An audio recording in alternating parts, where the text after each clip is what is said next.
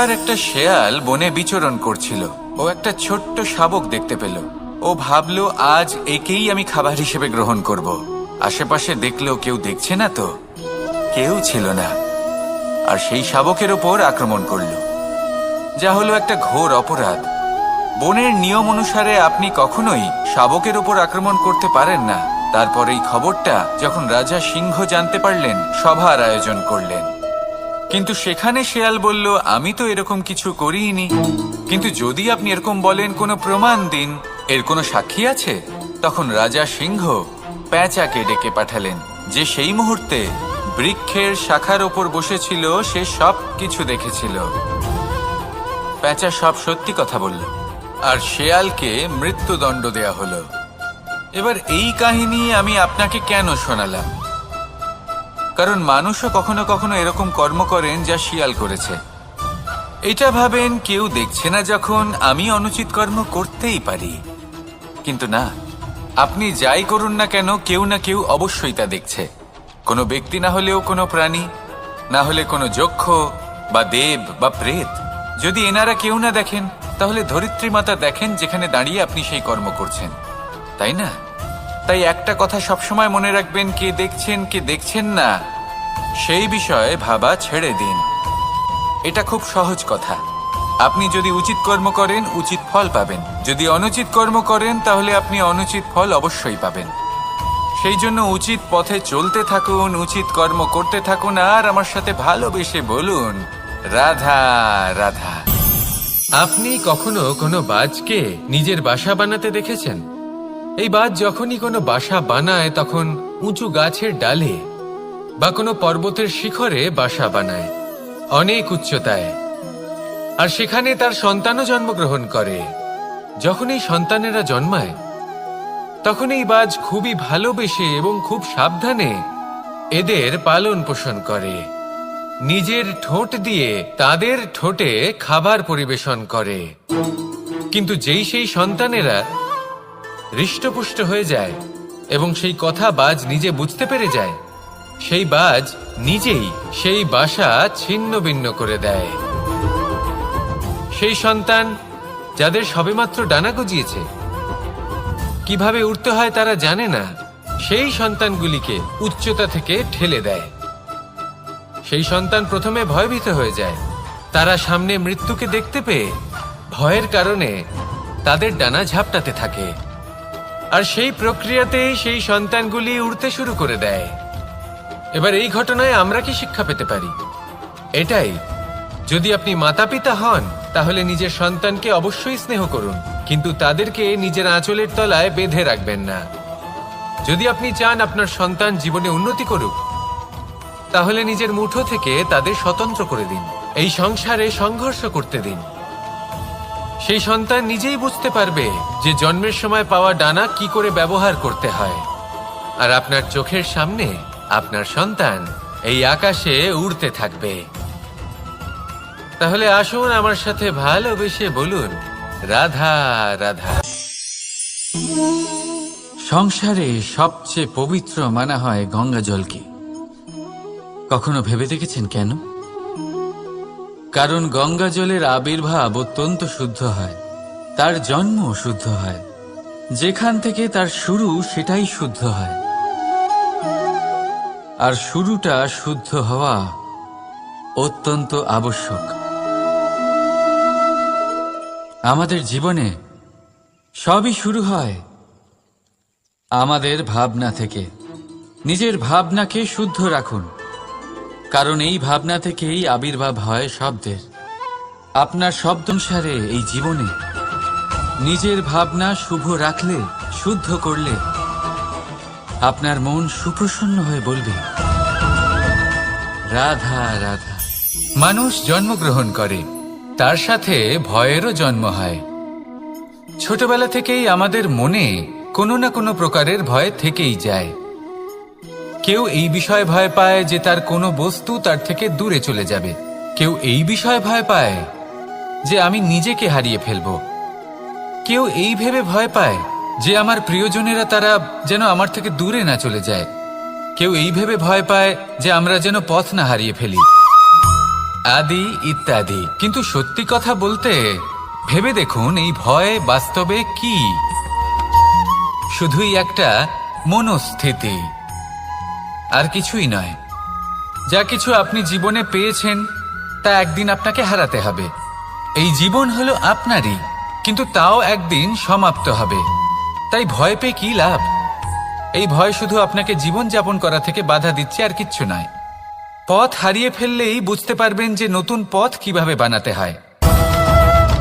কিছু মানুষকে জীবন থেকে হারালে তবেই আপনি বুঝবেন যে আপনার আপনজনকে। এই ভয়ের কারণে ভীত হয়ে থাকবেন না। এই তারা নক্ষত্র অন্ধকারের অভাবে গুরুত্ব হারায়। শিবকেও মহাদেব হওয়ার জন্য বিষপান করতে হয়েছিল। প্রত্যেক পরিস্থিতি, প্রত্যেক সাফল্য আপনার পরীক্ষা নেবে। তাতে উত্তীর্ণ হওয়া হলো আপনার কর্ম। যখনই আপনি ভয় পাবেন বা সংকটের সম্মুখীন হবেন, তখন সাহসের সাথে তার সম্মুখীন হন। মনে রাখবেন, যে সম্মুখীন হতে জানে, সাফল্য তার সাথে সবসময় থাকে। আসুন আর আমার সাথে ভালোবেসে বলুন, রাধা রাধা। আমাদের হাতটা দেখুন। এই হাতে 5টা আঙুল আছে, যা ভিন্ন ভিন্ন ধরনের। একরকম কেন নয়? কারণ হলো প্রত্যেকের নিজের নিজের গুরুত্ব আছে, নিজের নিজের মাহাত্ম্য আছে। এরা ভিন্ন, তাই একত্রিত হয়ে মুষ্টিবদ্ধ করা সম্ভব, যার দ্বারা আমরা আত্মরক্ষাও করতে পারি, আবার আক্রমণও করতে পারি। যদি 5টি আঙুল সমান হতো, তাহলে মুষ্টিবদ্ধ হতে পারত না, নিজেদের মধ্যে বিভ্রান্তির সৃষ্টি করত। এবার এরকমই কিছু আমাদের সংসারেও হয়। আমাদের দেশ, যেখানে একটি ভূমির ওপর ভিন্ন ভিন্ন ধর্মের মানুষ বাস করেন, ভিন্ন ভিন্ন জাতি, ভিন্ন ধর্ম, ভিন্ন ভাষা। কিন্তু যদি আমরা এটা ভাবি যে কিভাবে এই দেশকে কল্যাণের পথে নিয়ে যাওয়া যায়, কিভাবে এর বিকাশ করা সম্ভব, তাহলে আমাদের একত্রিত হওয়া শিখতে হবে। যেইভাবে 5টা আঙুল একত্রিত হয়, মুষ্টিবদ্ধ হয়, সেইভাবেই আপনার যে ভাষাই হোক, যে ধর্মই হোক, যে জাতি হোক না কেন, ঠিক আছে, আবশ্যক হলো আপনার নিজের কর্মভূমির সাথে, আপনার ধরিত্রীর সাথে যুক্ত থাকা, সাথে থাকা। তবেই দেশের উন্নয়ন সম্ভব। তবেই এই দেশ স্বতন্ত্র থাকবে, সফল হবে, আর এই মন প্রসন্ন হয়ে বলবে, রাধা রাধা। যদি আমি আমার চোখ বেঁধে কোনো একটা নির্দিষ্ট দিকে নিজের সমস্ত শক্তি প্রয়োগ করে ছুটে যাই, তাহলে কি হবে? আমি কোথাও ধাক্কা খেতে পারি, নিজের ক্ষতি করতে পারি, কোথাও পড়ে যেতে পারি, তাই না? অর্থাৎ এটা নিশ্চিত এই কাজ আমার করা উচিত নয়। কিন্তু আজকের দিনে প্রত্যেকটা মানুষ এই কাজই করছেন, তাই না? কোনো কাজ করার পূর্বে সেই কাজের বিষয়ে সম্পূর্ণ তথ্য কোথায় সংগ্রহ করছেন? শুধু এটুকু জানেন যে এই কাজটা করলে কত ধন অর্জন করবেন আর কত নাম হবে, আর ব্যাস, সামনে এগিয়ে যান। এটা উচিত নয়। পূর্ণরূপে যে কোনো কাজ করার আগেই সেই কাজের বিশ্লেষণ করে নেওয়া উচিত, তা বুঝে নেওয়া উচিত, এবং সেই বিষয়ে অবশ্যই খেয়াল রাখা উচিত যে আপনার শরীর এবং আপনার মন এই কাজ করার জন্য কি প্রস্তুত রয়েছে। যদি তা না হয়, তাহলে প্রথমে নিজেকে শুধরে নিন, তারপরে সেই কাজ করুন। যদি এইভাবে জীবনে সামনে এগোন, তাহলে সাফল্যের সম্ভাবনা জীবনে অনেক বেশি বেড়ে যাবে। তাহলে এটাই করুন, আর আমার সাথে ভালোবেসে বলুন, রাধা রাধা। এই সংসারে সাফল্য লাভ করার জন্য জ্ঞানের প্রয়োজন হয়, পরিশ্রমের প্রয়োজন হয়, দৃঢ় নিষ্ঠার প্রয়োজন হয়, নিরন্তর চেষ্টা করা প্রয়োজনীয়। কিন্তু আরো কিছু আছে যা অত্যন্ত প্রয়োজনীয় এবং গুরুত্বপূর্ণ। তা হলো ভালো বন্ধু। তাদের থাকা অত্যন্ত প্রয়োজনীয়। যদি ভালো বন্ধু থাকে, তাহলে সময় এলে তারা ঢাল হয়ে আপনাকে সুরক্ষা করবেন। সময় এলে অস্ত্রের মতো শত্রুকে সংহারও করবেন। যদি তিনি জ্ঞানী হন, তাদের মধ্যে সদ্গুণ থাকে, তাহলে এই সব গুণ আপনার মধ্যেও প্রবেশ করবে। তাহলে সাফল্যের জন্য ভালো বন্ধু পাওয়া অত্যন্ত প্রয়োজনীয়। কিন্তু শুধু বন্ধু কেন, ভালো শত্রুও থাকা প্রয়োজনীয়। এবার আপনি ভাববেন, এ আমি কি বললাম? যদি আপনার জীবনেও ভালো অর্থাৎ শক্তিশালী শত্রু থাকে, তাহলে আপনিও শক্তিশালী হতে থাকবেন। এই শত্রু আপনাকে প্রেরিত করবে আরো বেশি শক্তিশালী হয়ে ওঠার। কখনো কোনো হরিণকে দেখুন, তীব্র গতিতে দৌড়তে থাকে। কেন তীব্র গতিতে দৌড়য়? এই কারণে নয় যে কোথাও তার জন্য মধুর ঘাস অপেক্ষা করে রয়েছে, না, সে এই কারণে তীব্র গতিতে দৌড়য় কারণ সেটা না করলে তার পেছনে একটি সিংহ আছে যে ওকে নিজের ভোজন করে ফেলবে। তাই জীবনে বিপদ, সংকট, এই সবকিছুও হলো অত্যন্ত গুরুত্বপূর্ণ।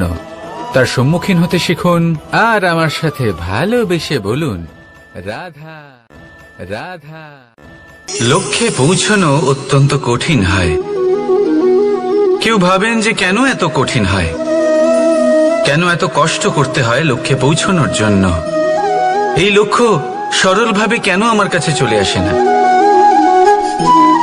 চলুন আপনাকে একটা কথা বলি, যদি আপনার লক্ষ্য কঠিন না হয় তাহলে তাকে পাওয়া আপনার পক্ষে অসম্ভব হয়ে উঠবে। লক্ষ্যে পৌঁছানোর এই রাস্তায় আপনি যে কড়া রোদের সম্মুখীন হন, যার থেকে আপনি দূরে পালাতে চান, সেই রোদ আপনাকে প্রেরণা যোগায় যে আপনি এগোতে থাকুন। ভাবুন একজন যাত্রী যে কিনা নিজের লক্ষ্যের দিকে যাচ্ছেন, সেই পথে উনি যদি একটু ছায়া পেয়ে যান আর উনি ওখানে বিশ্রাম নেন, তাহলে তার সাথে তার ভাগ্য গভীর নিদ্রায় সেখানে বিলীন হয়ে যায়। তাই পরিশ্রমের করা রোদের থেকে কখনো দূরে পালাবেন না। জীবনে শুধু সামনে এগোতে থাকুন দৃঢ়তার সাথে। আর লক্ষ্য সরল হোক, কঠিন হোক বা অত্যাধিক কঠিন হোক, একটা কথা মনে রাখবেন, যে জীবনের লক্ষ্যে পৌঁছতে পেরেছে সে লক্ষ্য প্রাপ্তির জন্য আফসোস কখনোই করে না। রাধা রাধা। ধৈর্য, এই ধৈর্য কি কোনো গুণ, কোনো অনুভূতি, কোনো দৃষ্টিভঙ্গি? আমার জন্য ধৈর্য এক বাহন। আপনি হয়তো ভাবছেন এই কেমন বাহন? বাহন তো ঘোড়া হতে পারে, হাতি হতে পারে, উটও হতে পারে, কিন্তু ধৈর্যকে বাহন বানানো মানে? চলুন আপনাকে একটা কথা বোঝাই। পৃথিবীতে এমন কোনো বাহন নেই যে তার আরোহীকে আছড়ে ফেলেনি। সেটা উট হোক বা হাতি হোক বা ঘোড়া হোক, চলতে চলতে কখনো নড়বড় করেই বসে। তারপর সেই আরোহী পড়ে কারোর পায়, তারপর পড়ে তার নিজের নজরে। কিন্তু ধৈর্যরূপী বাহন কখনো কাউকে ফেলে না, কখনো না। না সেই আরোহী কারোর পায়ে পড়ে আর না তো নিজের নজরে। কারণ ধৈর্য আপনাকে বিবেক প্রদান করে, বিবেক আপনাকে পরিকল্পনায় সাহায্য করে, আর পরিকল্পনা প্রদান করে আপনাকে শক্তি, আপনার লক্ষ্যের দিকে অগ্রসর হওয়া। বুঝলেন? ধৈর্যকে সঙ্গে রাখুন, নিজেকে আরো ধৈর্যশীল করে তুলুন। এই ধৈর্যের সাহায্যে আরোহণ করে দেখুন কিভাবে এই বাহন আপনাকে আপনার গন্তব্যে পৌঁছে দেবে। রাধা রাধা। সংসারে এমন একটা ভ্রান্ত ধারণা রয়েছে যে সবকিছু ভাগ্যের দ্বারা পাওয়া যায়, কিন্তু ভাগ্য, প্রারব্ধ এ তো সকলের জন্যই সমান হয়। এটা তো ব্যক্তির উপরে নির্ভরশীল হয়, তার আকাঙ্ক্ষার উপরে নির্ভরশীল হয়, বাসনার উপরে নির্ভরশীল হয়, স্বভাবের উপরে নির্ভরশীল হয় যে উনি সেটা নিয়ে কি করেন। দেখুন এই প্রসাদ কিন্তু সকলকেই দেওয়া হয়, কিন্তু তা গ্রহণ করবেন কিভাবে সেটা ব্যক্তির উপরে নির্ভর করে। আপনাকে এক উদাহরণ দিই। যেমন ধরুন দুজন মানুষকে আমি একটা করে মাটির ডেলা দিলাম, সেটা নিয়ে তারা কি করবেন? একজন মানুষ তার ছোট ছোট ডেলা বানাবেন আর পথযাত্রীদের ওপরে ছুঁড়ে মারবেন, হাসি ঠাট্টা করবেন, তাদের বস্ত্র নোংরা করে দেবেন, সেটাতেই উনি আনন্দ পাবেন। অন্যদিকে দ্বিতীয় ব্যক্তি সেই মাটির ডেলা দিয়েই নিজের জন্য একটা কুঁড়ে ঘর বানাবেন, সেই কুঁড়ে ঘর যা রোদেতে, বৃষ্টিতে, ঝড়ে তাকে সুরক্ষিত রাখবে। অনুভূতি, এই অনুভূতি বদলাতে শিখুন। এই অনুভূতি অত্যন্ত গুরুত্বপূর্ণ। ভালোবাসাতেও এই অনুভূতি হলো অত্যন্ত গুরুত্বপূর্ণ। ভালোবাসা সে বন্ধুর সাথে হোক, মা বাবার সাথে হোক, ভাই বোনের সাথে হোক, স্ত্রীর সাথে হোক, যে কারোর সাথে হোক। মনে রাখবেন, এই হলো সেই অনুভূতি যা আপনার ভাগ্য নির্ধারণ করে থাকে। তাহলে আসুন আমার সাথে প্রেমের অনুভূতি নিয়ে বলুন, রাধা রাধা। লক্ষ্য, পথ আর সাফল্য, এই তিনটেই একে অপরের সাথে জড়িত, কিন্তু অনেকবার মানুষ এদের ঠিকভাবে বুঝতে পারেন না। তারা ভাবেন যে যেরকম লক্ষ্য হবে সেরকমই পথ হবে, সেই মতোই লক্ষ্য কঠিন হলে পথ কঠিন হবে, লক্ষ্য সরল হলে পথও সরল হবে। যদি আপনাকে আসল সত্যের সাথে অবগত করাই, তাহলে দেখবেন সবকিছুই এর উল্টো। লক্ষ্য নিজের পথ বানায় না, পথ সেটাই যেটা আপনি স্বয়ং নির্বাচন করে আপনি নিজে বানান। সেই অনুসারেই আপনি আপনার লক্ষ্যে পৌঁছতে পারবেন। সেই জন্য জীবনে যখনই লক্ষ্যে পৌঁছানোর পথের বিষয়ে আপনি কোনো সিদ্ধান্ত নেবেন, তাহলে তা ভেবে চিন্তে নেবেন, কারণ এই পথ অত্যন্ত গুরুত্বপূর্ণ। পথ যদি শুভ হয়, তাহলে লক্ষ্য আপনা থেকেই শুভ হয়ে যায়। তাহলে আসুন আমার সাথে ভালোবেসে বলুন, রাধা রাধা। ভাগ্য আর কর্ম, এই দুই এমন শব্দ যাকে ঘিরে সমগ্র সংসার। কেউ বলে আমার ভাগ্যে এটা ছিল না, যা পেলে আমার জীবন অন্যরকম হতো। কেউ বলে আমার গত জন্মের কর্ম নিশ্চয়ই এমন ছিল, যে কারণে এই জন্মে এরকম ভাগ্য পেয়েছি আমি। এসব বাদ দিন আর একবার শান্ত চিত্তে ভাবুন। আপনি বুঝতে পারবেন যে ভাগ্য আর কর্ম এই দুই এই জন্মের তফাৎ শুধুমাত্র রাধা রাধা। নাম কত সাধারণ একটা বিষয়। প্রত্যেক মানুষ যে জন্ম নেয় তাকে একটা নাম দেওয়া হয়, যা সে পেয়ে থাকে তার মাতা পিতার দ্বারা, না হলে তার গুরুর দ্বারা, বা কোনো আত্মীয়ের দ্বারা, বা কোনো কাছের মানুষের দ্বারা। এই নামের সাথেই সে আস্তে আস্তে বেড়ে ওঠে। কিন্তু এটাই কি সেই নাম? এই নামই কি সবকিছু? কখনোই নয়। একটা নাম সেটা যা আপনি জন্মের সময় লাভ করেন, যে নামে আপনি কর্মের পথে অগ্রসর হন। আরও একটা নাম সেটা যা আপনি আপনার কর্মের দ্বারা অর্জন করেন, আর এই নামেই আপনাকে সবাই যুগ যুগ ধরে মনে রাখে। আপনার আসল নাম সেটা নয় যা আপনাকে জন্মের সময় দেওয়া হয়েছিল।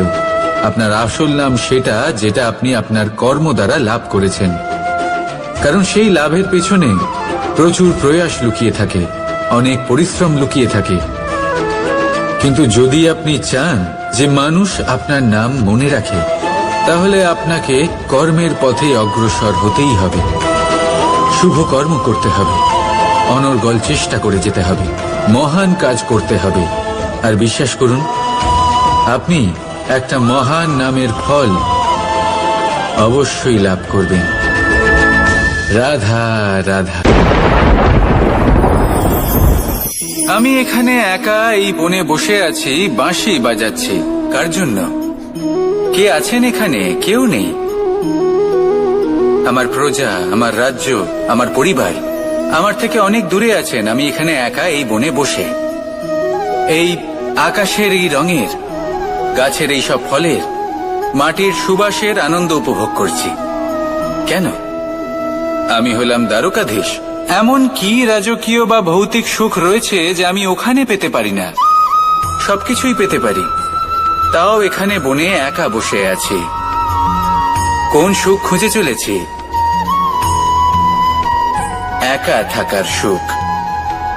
আমরা প্রত্যেকদিন অনেক মানুষের সাথে, চিন্তাধারার সাথে, কর্মের সাথে, পরিস্থিতির সাথে, সুখ দুঃখের দ্বারা বেষ্টিত থাকি। জীবনের এই চক্রে আমরা জড়িয়ে পড়তে থাকি। যতই আমরা এই সমস্যার সমাধান করি, আমরা ততই এতে জড়িয়ে পড়ি। আমরা এতটাই জড়িয়ে পড়ি যে যখন আমরা আয়নায় নিজেদের দেখি, তখন আমরা নিজেদের চিনতেই পারি না। এমন মনে হয় যেন আমরা নিজেদের হারিয়ে ফেলেছি। সেই জন্য প্রত্যেক দিন আপনি কিছু সময় নিজের সাথে কাটান একান্তে। এটা অত্যন্ত আবশ্যক। নিজের অস্তিত্বের গভীরে গিয়ে দেখতে শিখুন, নিজেকে বুঝুন। অদ্ভুত শান্তির অনুভূতি হবে। যেমন এই বায়ু, এই বৃক্ষ, এই পুষ্প, এই নিসর্গ, এদের মতো আপনিও কখনো একলা হতে শিখুন। কখনো নিসর্গের একটা অংশ হয়ে দেখুন। এই মন প্রসন্ন হয়ে বলবে, রাধা। একবার একটা শেয়াল বনে বিচরণ করছিল। ও একটা ছোট্ট শাবক দেখতে পেল। ও ভাবলো, আজ একেই আমি খাবার হিসেবে গ্রহণ করব। আশেপাশে দেখলো কেউ দেখছে না তো, কেউ ছিল না। আর সেই শাবকের ওপর আক্রমণ করল, যা হলো একটা ঘোর অপরাধ। বনের নিয়ম অনুসারে আপনি কখনোই শাবকের ওপর আক্রমণ করতে পারেন না। তারপর এই খবরটা যখন রাজা সিংহ জানতে পারলেন, সভার আয়োজন করলেন। কিন্তু সেখানে শেয়াল বলল, আমি তো এরকম কিছু করিনি। কিন্তু যদি আপনি এরকম বলেন, কোনো প্রমাণ দিন, এর কোনো সাক্ষী আছে? তখন রাজা সিংহ পেঁচাকে ডেকে পাঠালেন, যে সেই মুহূর্তে বৃক্ষের শাখার ওপর বসেছিল। সে সব কিছু দেখেছিল। পেঁচা সব সত্যি কথা বলল, আর শেয়ালকে মৃত্যুদণ্ড দেয়া হলো। এবার এই কাহিনী আমি আপনাকে কেন শোনালাম? কারণ মানুষও কখনো কখনো এরকম কর্ম করেন যা শিয়াল করেছে। এটা ভাবেন কেউ দেখছে না, যখন আমি অনুচিত কর্ম করতেই পারি। কিন্তু না, আপনি যাই করুন না কেন, কেউ না কেউ অবশ্যই তা দেখছে। কোনো ব্যক্তি না হলেও কোনো প্রাণী, না হলে কোনো যক্ষ বা দেব বা প্রেত। যদি এনারা কেউ না দেখেন, তাহলে ধরিত্রী মাতা দেখেন, যেখানে দাঁড়িয়ে আপনি সেই কর্ম করছেন, তাই না? তাই একটা কথা সবসময় মনে রাখবেন, কে দেখছেন কে দেখছেন না সেই বিষয়ে ভাবা ছেড়ে দিন। এটা খুব সহজ কথা। আপনি যদি উচিত কর্ম করেন, উচিত ফল পাবেন। যদি অনুচিত কর্ম করেন, তাহলে আপনি অনুচিত ফল অবশ্যই পাবেন। সেই জন্য উচিত পথে চলতে থাকুন, উচিত কর্ম করতে থাকুন, আর আমার সাথে ভালোবেসে বলুন, রাধা রাধা। বাহ, পুষ্পের সুবাস আমার খুব ভালো লাগে।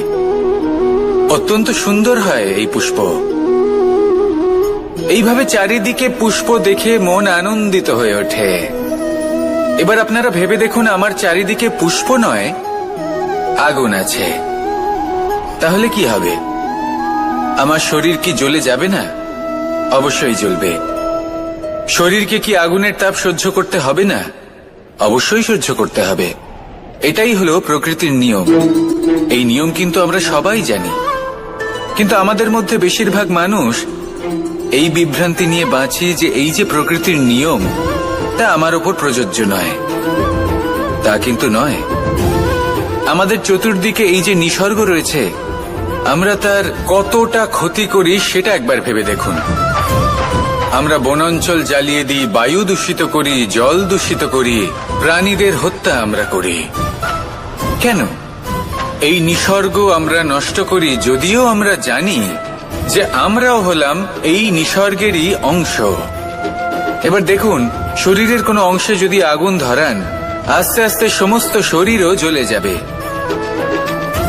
সেইভাবেই নিসর্গ যদি নষ্ট হয়ে যায়, তাহলে মনুষ্য জাতিও নষ্ট হয়ে যাবে।